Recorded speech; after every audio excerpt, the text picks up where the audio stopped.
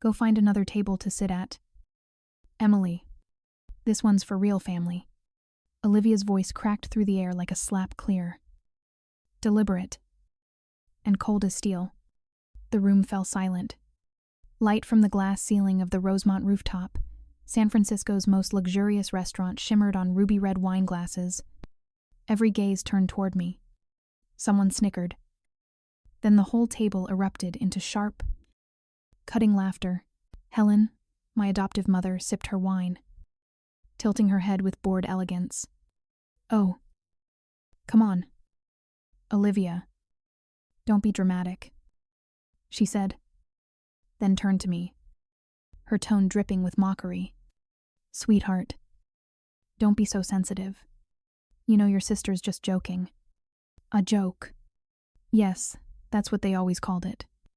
I stood in the middle of the room, clutching my small clutch bag, swallowing the lump in my throat. A cold draft from the 40th floor windows slipped through my thin dress. To everyone here, I wasn't a guest. I was an inconvenience, a leftover presence. Before we begin this story, tell me where you're watching from. I truly read every comment wherever you are in the world. And if you've ever been hurt or humiliated by your own family in front of others, hit like and subscribe, because this story might touch you more than you think. I'm Emily Carter, 30 years old, an art teacher and founder of a small creative center for children in the Mission District. I was adopted when I was 5. After my biological parents died in a car crash in Oregon, the Carter family opened their arms, or more precisely, opened their door out of pity. For 25 years. I never forgot that they were the ones who saved me, and I was expected to show eternal gratitude for it. Olivia, my sister, was the flawless star of every Instagram post. Softly curled blonde hair, white satin blouse, a voice so sweet it felt artificial. Next to her, I always looked like an error. So, how's your art center doing, my father? Richard asked without looking up. I smiled faintly. It's going well. This month we just received a $50,000 grant from 50,000. Helen interrupted with a tinkling laugh. That's adorable. Ethan, tell me about your 6-figure bonus. Honey. Laughter rippled across the table. I stayed silent. In their eyes, the only achievements worth pride were Olivia, the influencer with hundreds of thousands of followers, and Ethan, the banker rising fast in finance. And me, just the art teacher, the impractical one. Dinner dragged on like a performance of wealth. Red wine, fresh oysters, Wagyu steak. I sat there, forcing myself to eat without letting my trembling hands show. When dessert arrived, the waiter approached with a black leather bill folder and set it right in front of me. I looked up, confused. There must be a mistake. Olivia tilted her head, smiling like a knife. Oh, did we forget to mention, you're covering tonight. Think of it as your way of contributing to the family. Adopted daughters should learn to give back. Right. Mom Helen nodded approvingly, dabbing her lips with her white napkin. This family gave you everything: a home, food, clothes, and education. It's only fair you return the favor a little. I opened the folder, my vision blurred at the sight of the total $3,850. They'd ordered 3 bottles of Italian wine, 2 Kobe beef steaks, an extra A5 lobster just to taste. My heartbeat quickened. My ears rang. I can't cover all of this. Ethan chuckled, shrugging. Didn't you just say you got a $50,000 grant? Don't be stingy. I looked around the table at the people who called themselves my family but never once called me daughter. No one said a word. The only sound was the card machine's beep. Approved. I signed, my hand trembling. Outside, the night wind brushed the windows, carrying the scent of sea salt from the San Francisco Bay. I took a sip of water, pretending everything was fine. Olivia leaned toward our parents, her voice bright and thrilled. Next week we're flying to Tuscany. I already booked a villa near Florence, Helen smiled. Richard raised his glass. Ethan ordered another dessert. No one looked my way. In that moment, I understood my place in this family, the one allowed to pay, but not allowed to exist. When the waiter returned with the paid receipt, I felt a small crack open somewhere inside me. $3,850 in exchange for one bitter truth. Sometimes, the poorest person in the room isn't the one without money. It's the one without respect. Sit down. Evelyn's voice was soft, yet it silenced the entire table.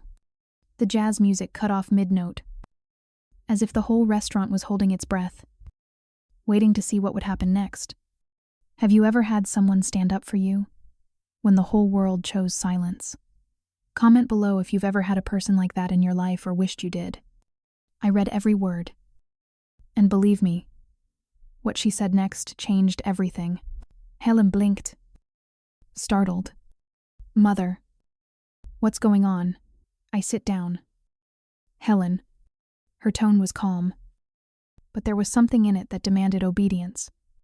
Richard set his wineglass down, while Olivia tried to laugh, as if to chase away the tension. Evelyn rose to her feet. At 76, her back was still straight, her gaze sharp and commanding. The light reflected off her silver hair, making her seem almost radiant in the middle of the room. The tip of her cane tapped against the wooden floor slow. Deliberate. I've stayed silent for too long, she said, her voice low but clear. It's time to speak the truth. The truth every person at this table knows, but pretends not to see. Olivia frowned. Grandma, I was just joking.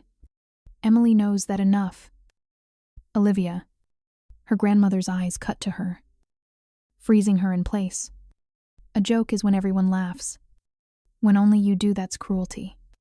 I sat frozen, hardly daring to breathe. All eyes were fixed on her.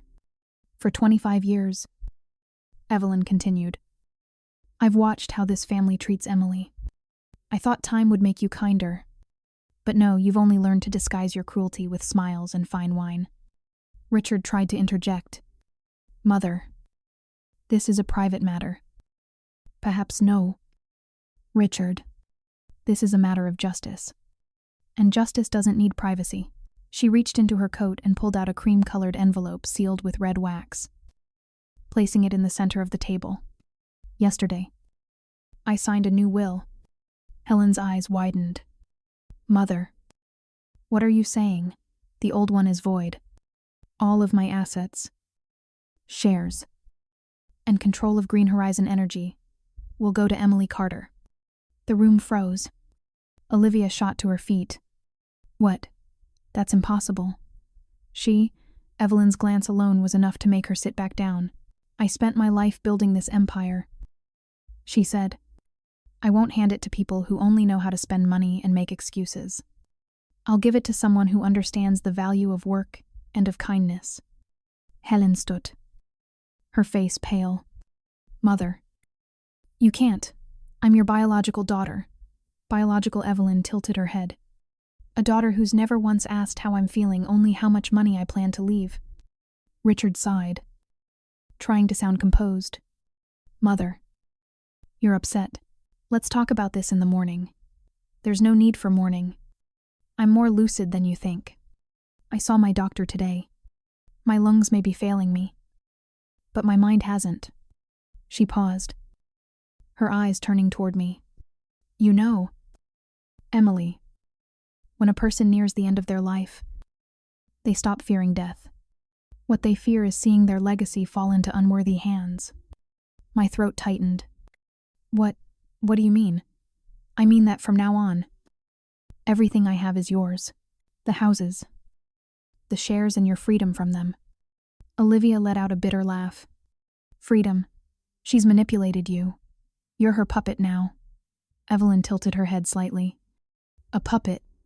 If I were one, who's pulling the strings, the one who pretends to be perfect for the camera, or the ones who stay silent when their sister is humiliated. She turned to Ethan. Tell me, grandson, do you know what courage is? It's standing up when what's right is being trampled. But you chose silence, just like your parents. No one spoke. The air grew so heavy it felt impossible to breathe. I could hear only the faint clink of a trembling wine glass. Helen burst into tears. "Mother, you're destroying this family." Evelyn replied softly. "Family? Do you even know what that word means? It's where the weakest are protected. But here, the weakest have been made entertainment." She walked over to me, placing a trembling but warm hand on my shoulder. "Emily," she said, "you are not a debt to be repaid. You are the best part of what I have left, and you deserve everything they tried to take from you." I tried to speak but couldn't. Evelyn smiled gently, her eyes glowing with sorrow and pride. "I've made sure of everything. Milavier. Walter Lynn. I will file the new will tomorrow morning. It's already notarized and legally binding." Richard's face turned ashen. "You're destroying the company." "Mother, Emily has no experience, no more than you have conscience." She cut him off. "My company was built on ethics, and I trust Emily understands that better than anyone here." Olivia slammed her hand on the table, her voice sharp as acid. "I'll sue. I'll prove you're insane." Evelyn's eyes met hers, unwavering. "Go ahead. I have medical records. 3 doctors have confirmed I'm completely sane. But I'm not sure they'd say the same about you." Silence. Someone dropped a silver spoon. The tiny clang sounded like the final note of a dead celebration. Evelyn turned to me. "Let's go." "Emily." Helen screamed. "You can't leave." "Mother, you'll regret this," Evelyn answered quietly. "No." "Helen, only those who live by lies regret the truth being spoken." We walked out of the Rosemont. The wind from the San Francisco Bay howled, whipping through Evelyn's silver hair. The city lights glittered in the distance, cold, yet breathtakingly beautiful. I looked back through the glass. Helen was crying. Richard was on the phone. Olivia had thrown a napkin onto the floor. Evelyn walked beside me, slow but steady. "Are you afraid?" she asked. "I don't know." "Don't be," she said, her eyes gazing into the distance. "The truth always makes you tremble the first time. But then, it sets you free." She stopped at the steps, looking out at the city lights. "Tonight," she whispered, "we didn't lose. We just began." The car rolled away from the Rosemont in silence. San Francisco at night faded behind the glass like a cold painting. I sat beside Evelyn, her hand still clasping mine. Outside, the wind roared, but that warmth made me feel strangely at peace. She stayed silent for most of the ride. Only when we crossed the Golden Gate Bridge did she finally speak. "You know, sometimes silence is a way of standing up." I smiled faintly, but I was silent while they humiliated me. She shook her head. "No, you were silent so they could expose themselves. Tonight, we didn't lose anything. We only saw clearly who deserves what." The bridge lights reflected across her face, deep wrinkles, yet her eyes still bright. She coughed. "I long." Rough sound that made my heart tighten. "Are you all right?" I asked. "I'm fine," she said softly. "Let's go home. To Sausalito." Her mansion stood on a hill overlooking the bay. When the car stopped, the path lights glowed to life. As if welcoming her home, she stepped into the living room. The scent of chamomile tea and oak filled the air. The fireplace was already burning. She sat down, poured tea, and looked at me. "Listen, Emily, I don't have time to speak in circles anymore." I froze. "What do you mean slowly?" She said. "I have stage 4 lung cancer. The doctors say I have about 6 months." The air froze around us. I gripped the teacup. The heat burned my fingers. But I didn't feel it. "How long have you known 3 months? And you've still been working?" "Arranging everything. Because I'm not allowed to rest."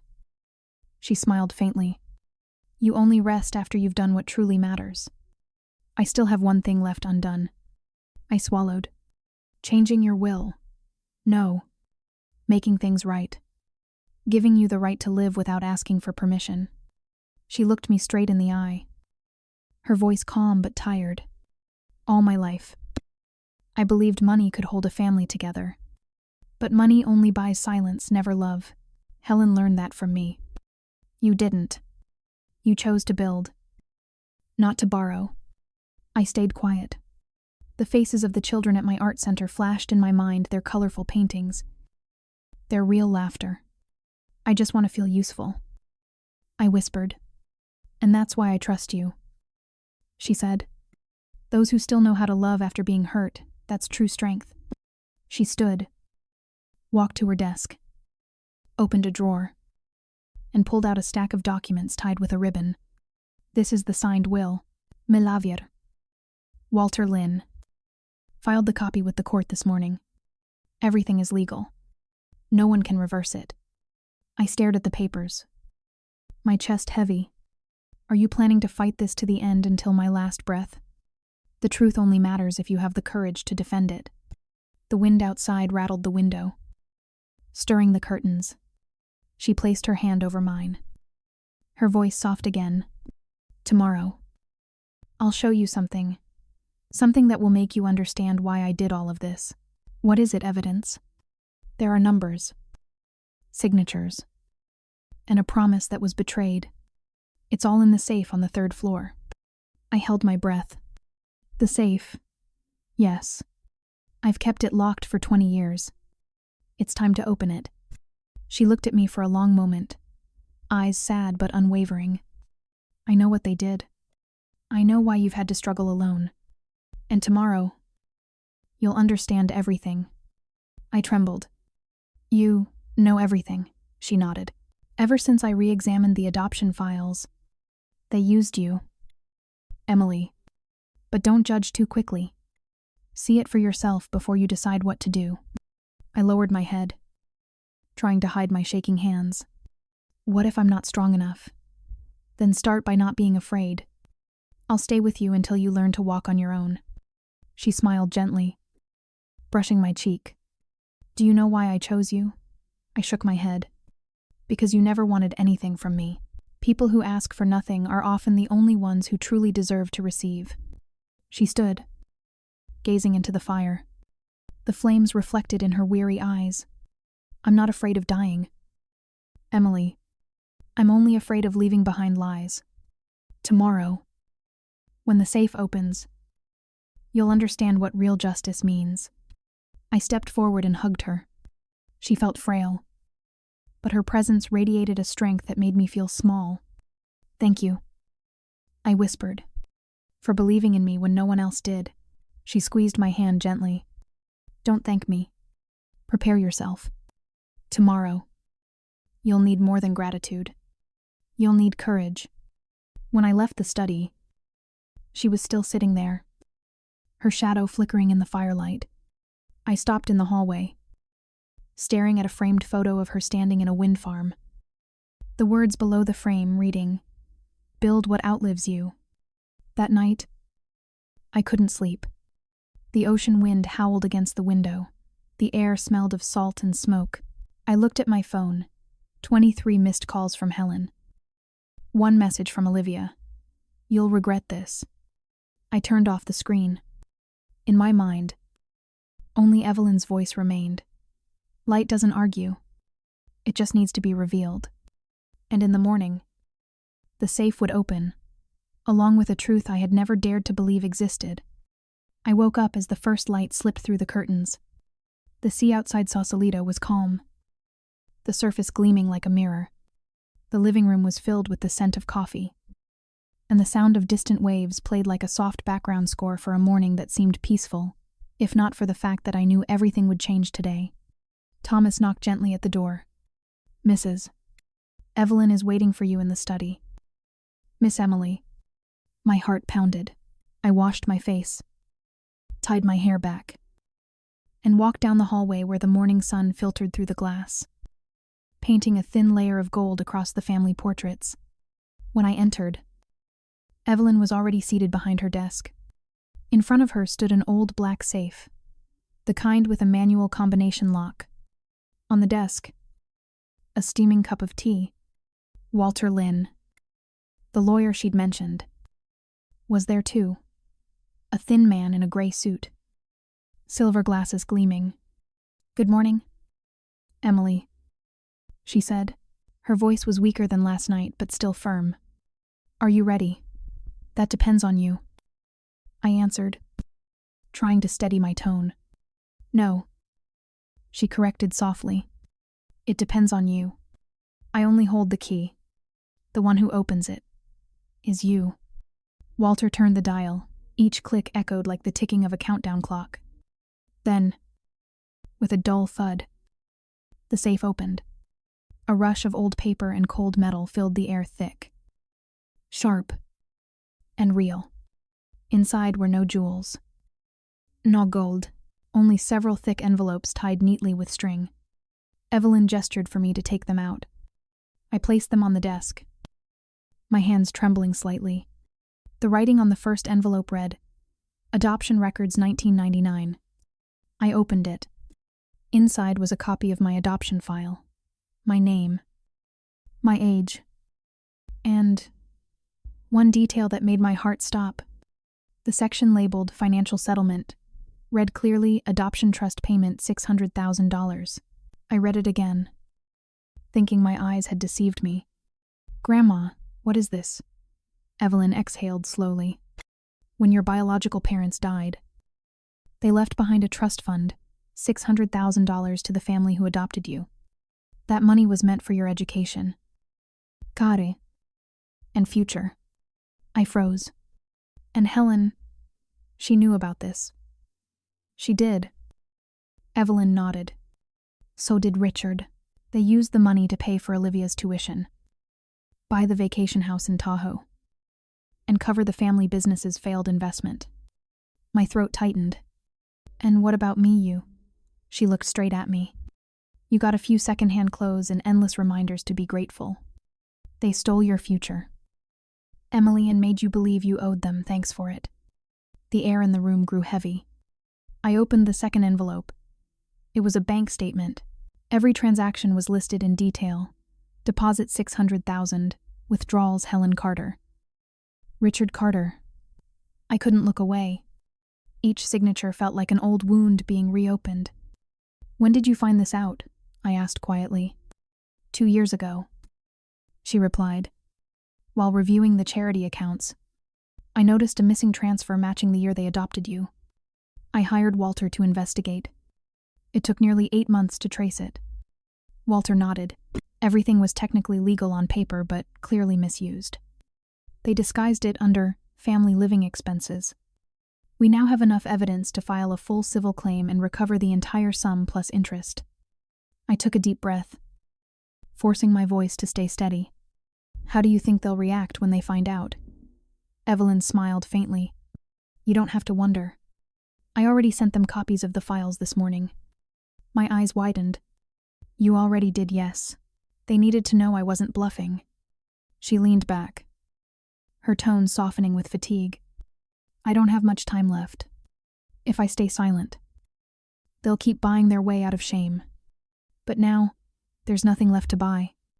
I stared at the files on the desk, feeling as if my entire life was being rewritten in front of me. $600,000, not just a number, but proof of 20 years of exploitation. "Why didn't you tell me sooner?" "Because I needed to know you were strong enough to hear it," she said quietly. "If I'd told you earlier, it would have only caused pain. But now I see in your eyes something I once had resolve." I bit my lip. "What do you want me to do with this truth? I don't want revenge," she said. "I want justice. There's a difference, Emily. Revenge is born of pain. Justice is born of self-respect." Walter spoke up. "We can file immediately. This is strong enough to take them to civil court." I nodded slowly. "Do it." Evelyn smiled faintly, her eyes softening. "Good. But before we go further, I want you to promise me one thing." "What is it?" "Don't let hatred turn you into them. Even if you win through the law, win through compassion. I held her hand. I promise. She squeezed it lightly. Good. Tomorrow. We'll make it public. Walter will handle the legal process. You just prepare yourself. A sudden gust hit the window. Papers fluttered off the desk. I reached to catch them, and for a brief second, I saw a handwritten note at the bottom of one document. For Emily, my only real heir. My chest tightened. She had written it 2 years ago. I looked at her. Her eyes were closed now. Her breathing faint. You should rest. I whispered. Just a little. She murmured. Now I can finally rest. Because I know even when I'm gone, the truth will still stand. She closed her eyes and leaned back in her chair. I sat there for a long time, listening to the waves crash against the rocks and the faint rustle of old paper, the sound of justice awakening after 20 years of silence. On the desk, the files remained open, sunlight catching the number 600,000 glowing like a wound reborn as light. And I understood that from this moment on, truth was no longer the secret of the past. It was my weapon. The news exploded at noon the next day. I had just finished making coffee when my phone began vibrating nonstop. The screen flooded with headlines. Breaking news: billionaire Evelyn Carter changes her will, adopted granddaughter inherits. Family protests. The TV in the living room was broadcasting it live. On screen, Helen and Olivia walked into the press conference flawless. Poised. Like two actresses in a script they'd rehearsed. Helen spoke with a choked voice. We love Emily like our own daughter. It's heartbreaking to see her being manipulated. Olivia Coutin, wearing that half smile. Mrs. Evelyn is very ill. Anyone could have made her sign anything. Emily is just being used. I turned off the TV. What I felt wasn't anger, it was clarity. This was how they would fight with fake tears and camera lenses. Walter arrived moments later. Briefcase in hand. We have to move fast, he said. I've prepared the lawsuit reclaiming $600,000. Interest. And damages for defamation. I nodded. File it.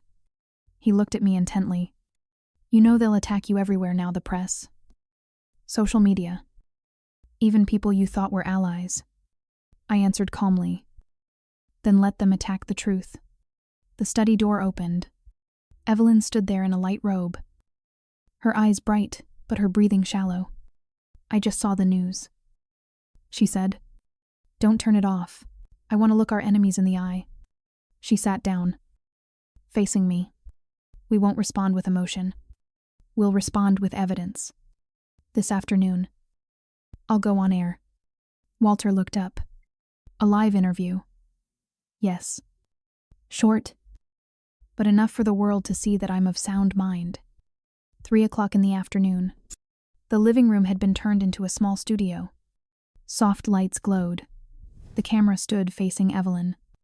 I sat just outside the frame, my heartbeat sinking with her every breath. The host asked, Mrs. Evelyn, many people say your health may be affecting your judgment. How do you respond? She took out a document, her voice low and steady. This is my medical certification of mental clarity. Signed by 3 doctors. I changed my will, not out of hatred, but for fairness. Money should protect character, not feed greed.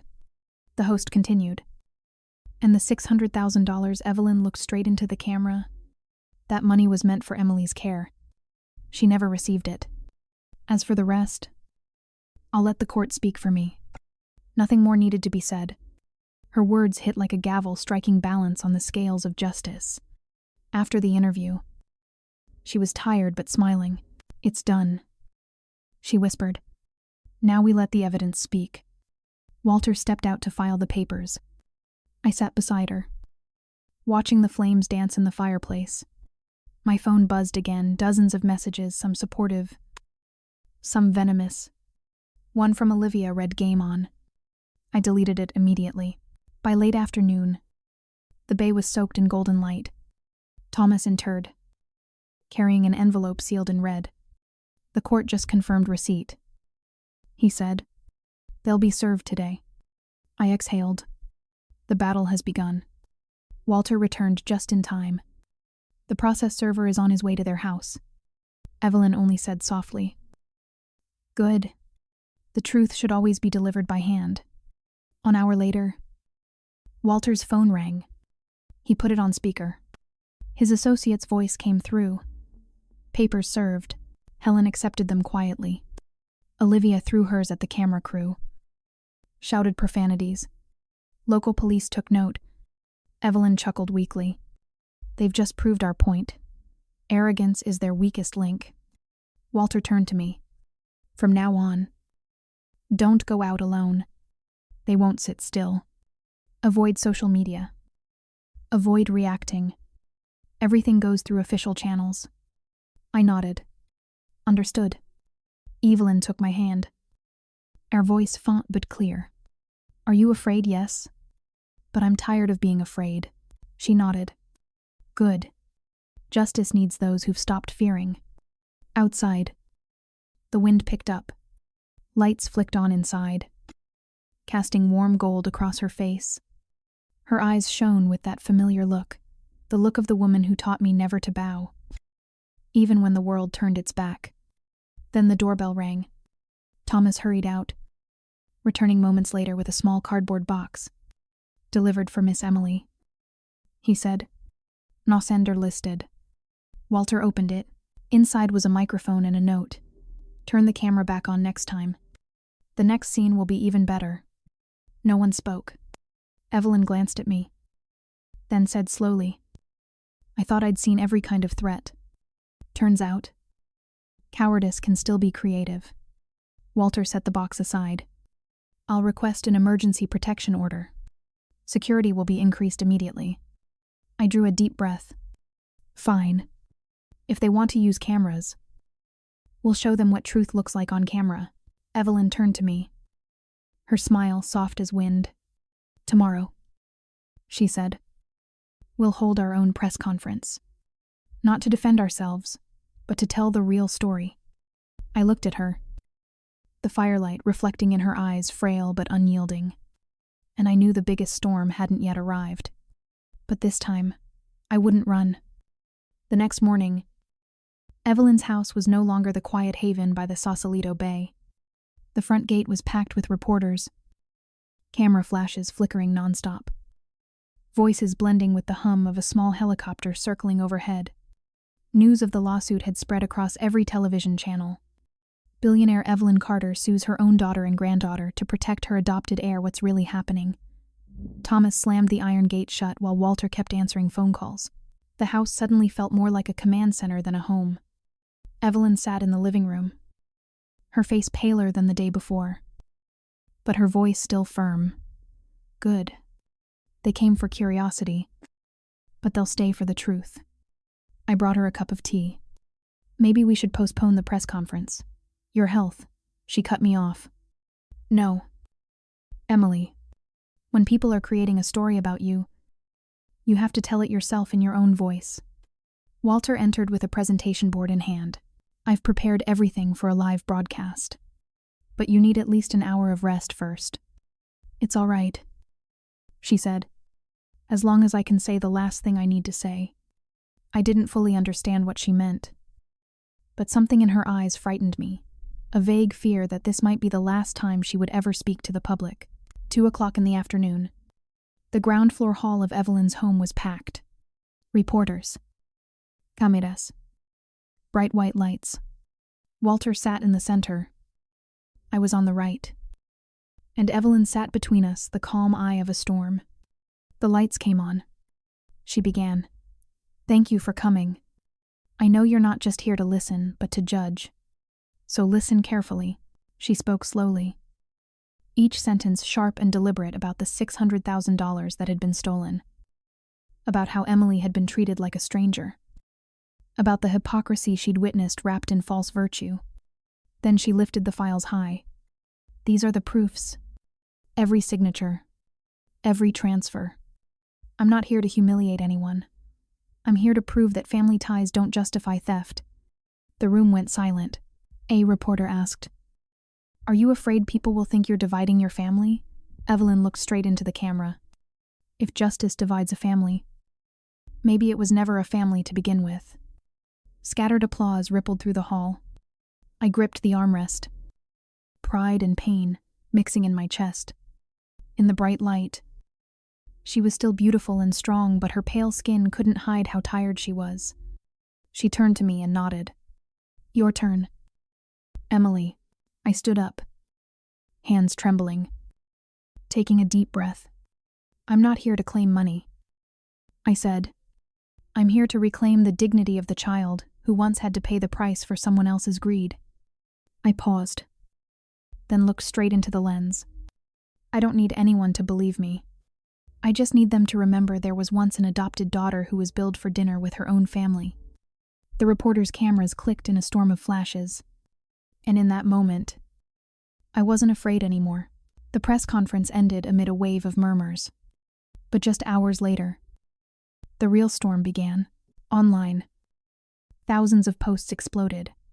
Half called me a gold digger. The other half hailed Evelyn as a symbol of justice.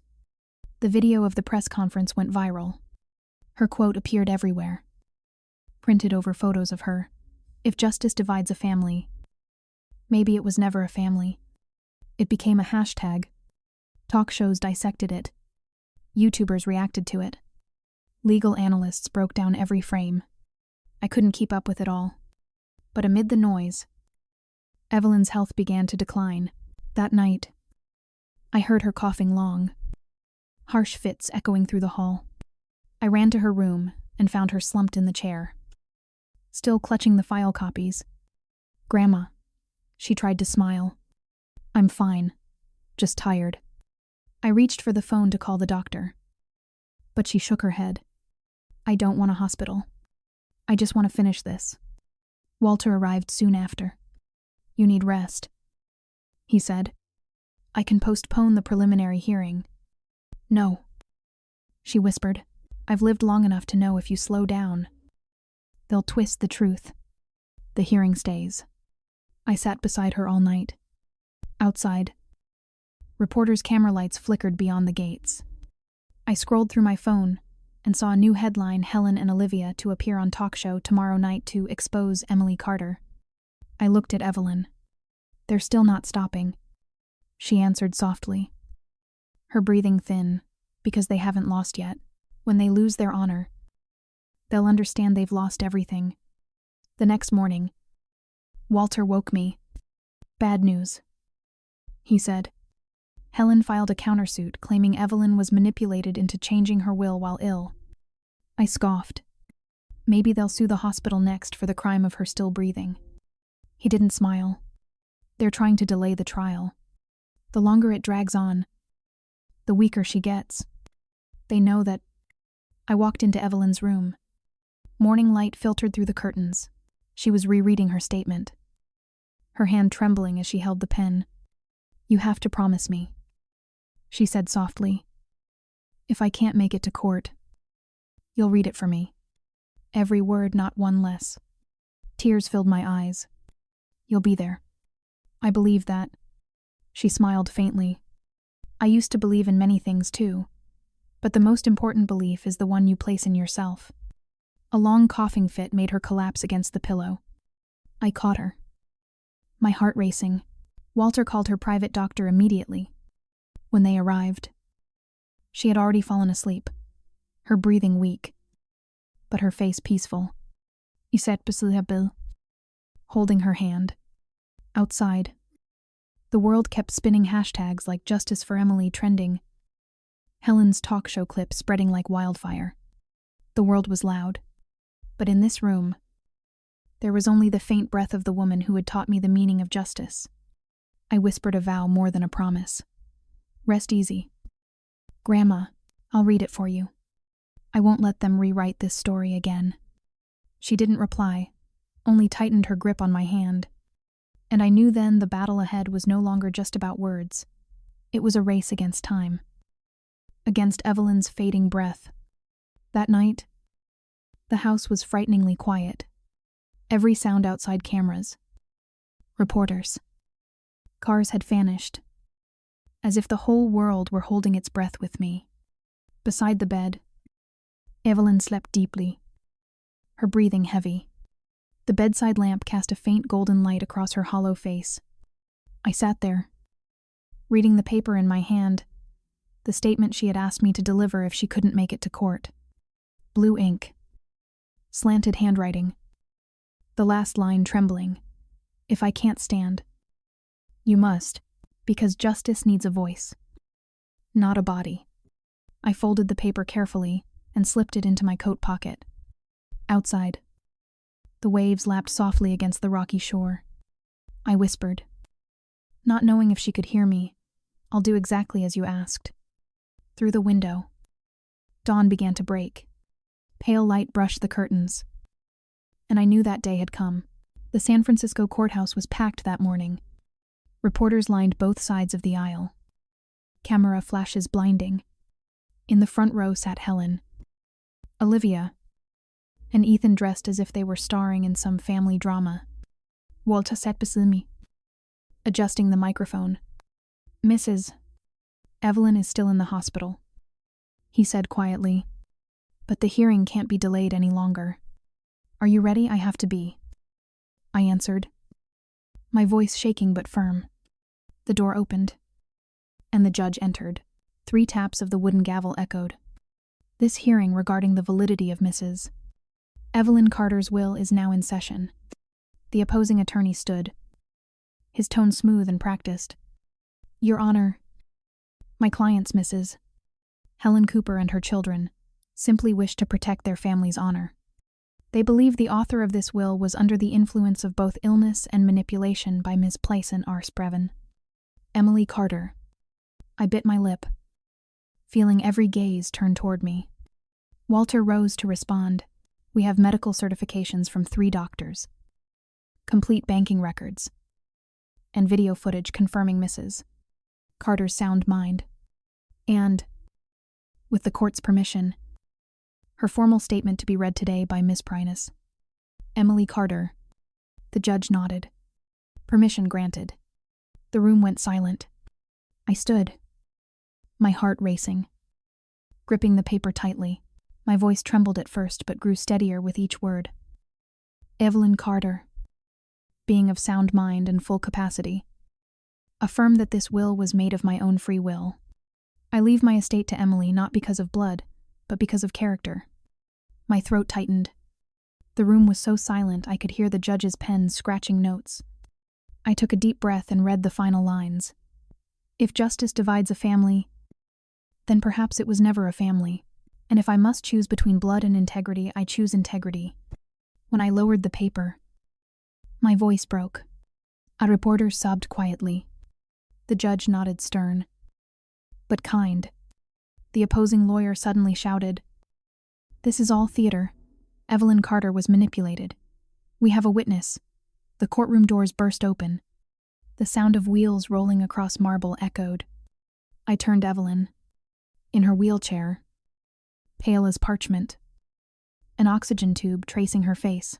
Thomas pushed gently. Walter rose to meet them. The room erupted in murmurs. Helen stood abruptly, trembling. "Mother, what are you doing here?" Evelyn lifted her head, her voice weak but resonant. To see with my own eyes what I gave birth to. The entire room fell silent. She turned to the judge. "I was not manipulated. I'm here to defend what I believe is right. I once thought money could hold a family together.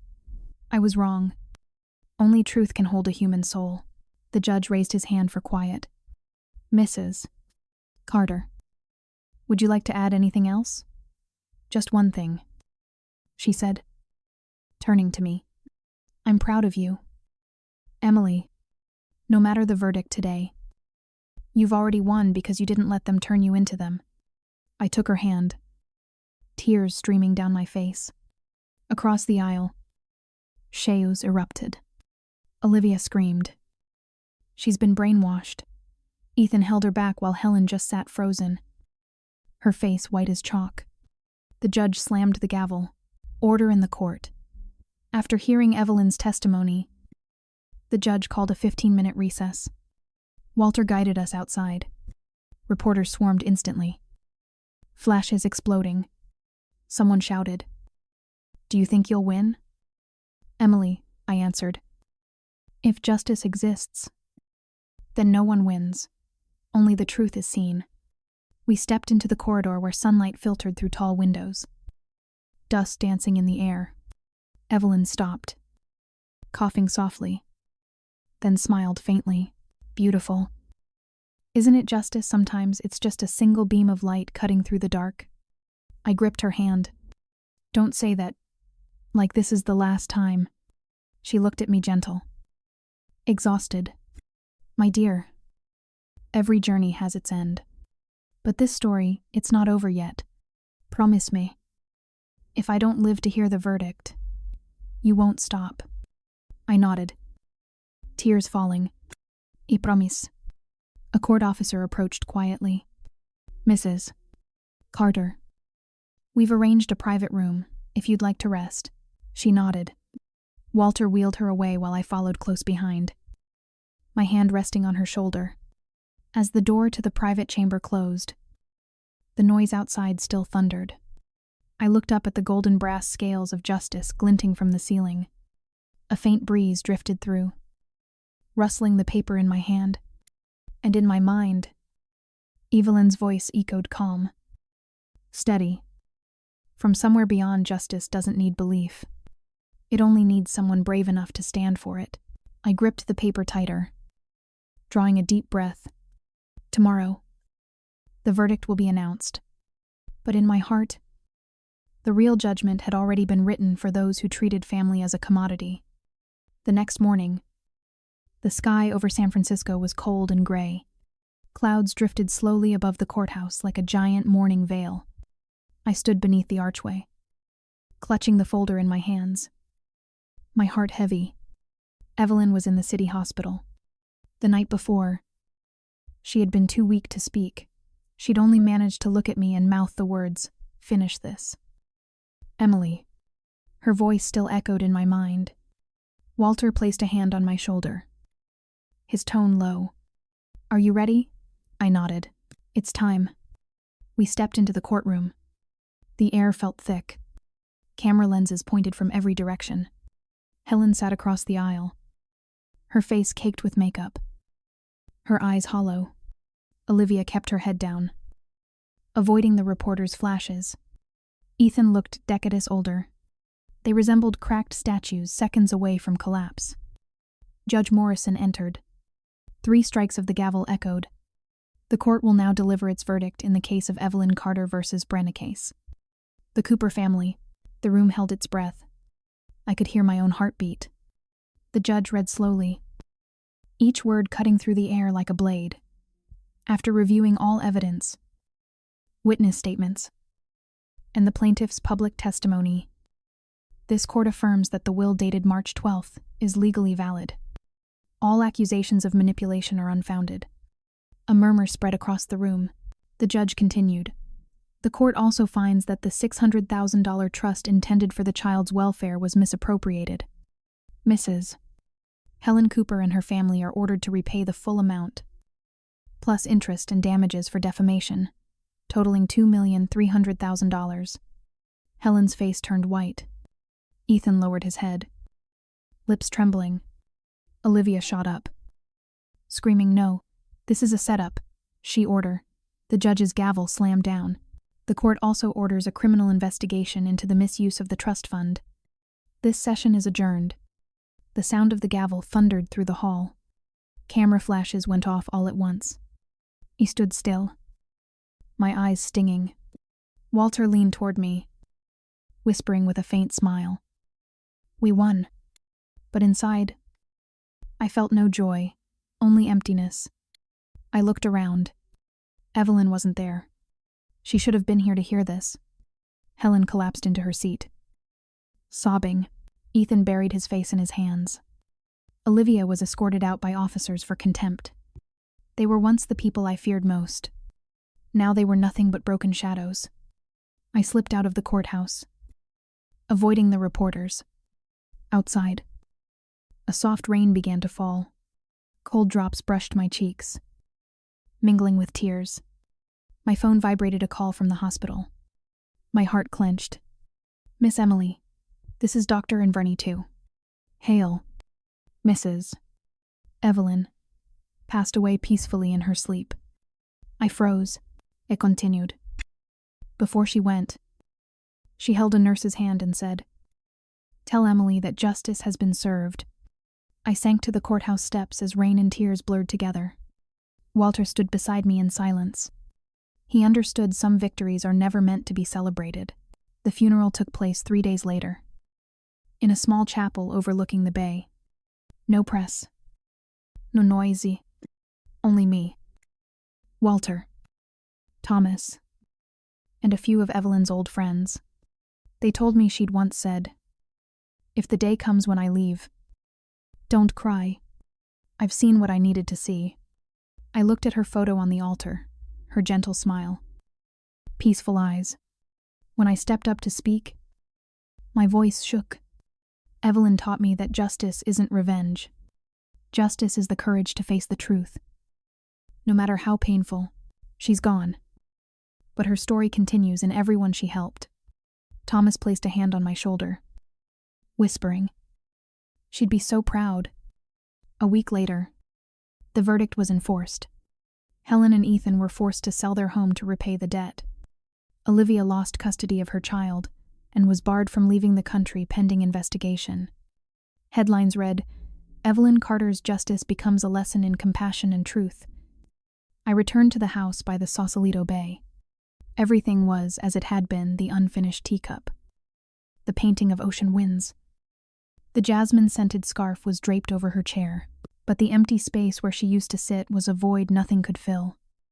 Walter visited later, carrying a sealed envelope. "Evelyn left this for you," he said. "Open it." Inside was a handwritten letter. The handwriting was shaky, but every word was clear. "Emily, don't let victory turn you into someone who carries hate. Turn justice into goodness. Build something people will remember for kindness, not for a verdict." Beneath it was a check, the seed fund she'd left me to start a foundation for abandoned children.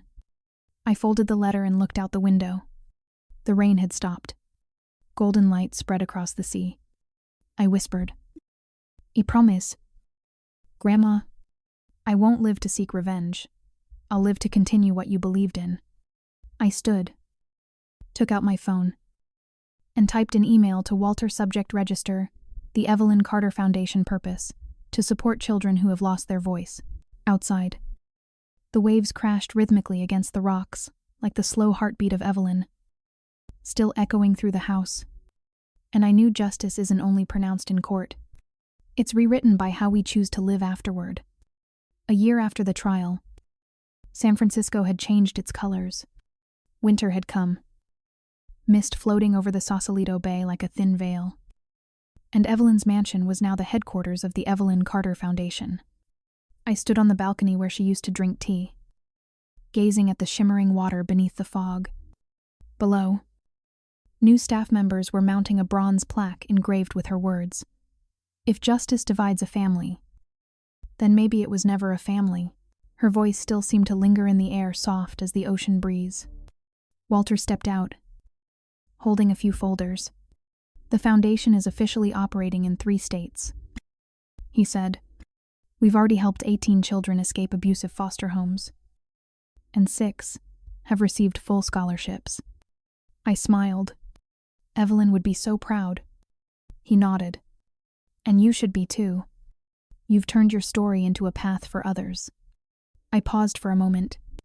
"No, Walter, I'm just continuing the path she laid out. I'm only keeping her light from going out." News about the Cooper family still surfaced occasionally, but no longer gloriously. Helen and Richard had moved to a small apartment on the outskirts of Sacramento. Living in seclusion, they had to sell everything to repay the $2,300,000 in damages. Olivia lost custody of her child after a series of scandals.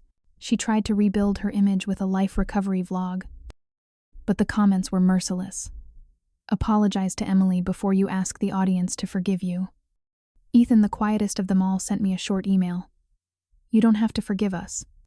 But thank you for not destroying us. She was right.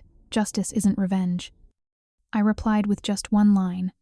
Then live in a way that won't make her ashamed.